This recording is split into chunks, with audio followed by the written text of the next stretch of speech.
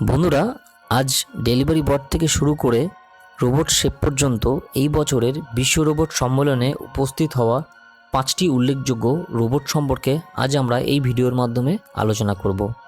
Number 1, Stardust intelligence সম্প্রতি অ্যাস্ট্রিবট S1 চালু করেছে। এটি একটি উন্নত এআই রোবট। 2024 সালের বিশ্ব রোবট সম্মেলনে ঘোষণা করা হয়েছে অ্যাস্ট্রিবট কাপড় ভাঁজ করা, রান্না করা এবং পরিষ্কার করার মতো কাজের জন্য ডিজাইন করা হয়েছে।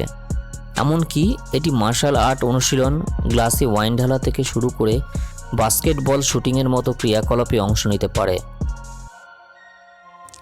Number 2, navy AI. চীন ধর্মীয় জেজিয়াং হিউম্যানিয়েড রোবট উদ্দীপক কেন্দ্র দ্বারা নির্মিত মানবিক রোবট। এই খবরটি বেজিং আত্মপ্রকাশ করেছে। বক্তৃতা দেওয়া, চা পরিবেশন এবং দাবা খেলার মতো কাজ এরা সহজেই করতে পারে।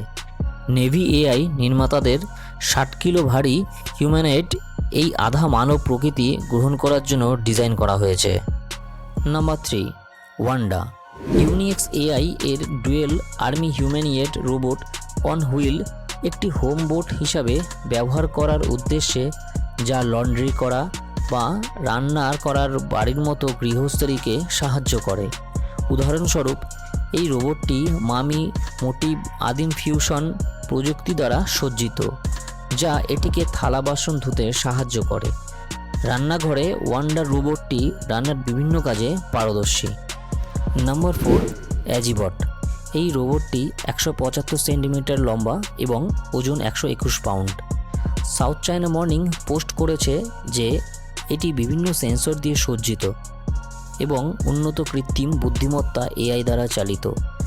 এই রোবটটি পাঠ্য, অডিও এবং ভিজুয়াল তথ্য দেখতে এবং শুনতে ও প্রতিক্রিয়া করতে সক্ষম। Number 5, Optimus. টেলসার হিউম্যানয়েড রোবট, যা টেলসা বট বা অপটিমাস নামেও পরিচিত। এর উদ্দেশ্য হলো এমন কাজগুলি করা যা অনিরাপদ, পুনরাবৃত্তিমূলক এবং বিরক্তিকর, যাতে মানুষকে করতে না হয়। রোবটটি পুনরাবৃত্তিমূলক কাজগুলি সম্পাদন করতে সক্ষম হয়। এই রোবট বিপজ্জনক কাজগুলি করতে সক্ষম। এই রোবটটি গৃহস্থলীর নির্দিষ্ট কাজ সম্পাদন করতে সক্ষম। এক কথায়, যা একজন মানুষের ক্ষেত্রে যে কাজটি করতে অসম্ভব, সেই কাজটি এই রোবটটি খুব সহজেই করে দিতে পারে। বন্ধুরা, এই পৃথিবীতে রোবটের চাহিদা যেভাবে বাড়ছে, অনেক কঠিন কাজকে রোবট যেভাবে সহজ করে দিচ্ছে, একটা সময় কি তাহলে রোবট দিয়ে পুরো বিশ্ব চালানো হবে? বন্ধুরা, আপনাদের কি মনে হয়? নিচে কমেন্ট বক্সে কমেন্ট করে জানাবেন, আর চ্যানেলটিকে সাবস্ক্রাইব করে পাশে থাকবেন, যাতে এরকম নিত্য নতুন ভিডিও আপনাদের কাছে সবার আগে পৌঁছে দিতে পারি।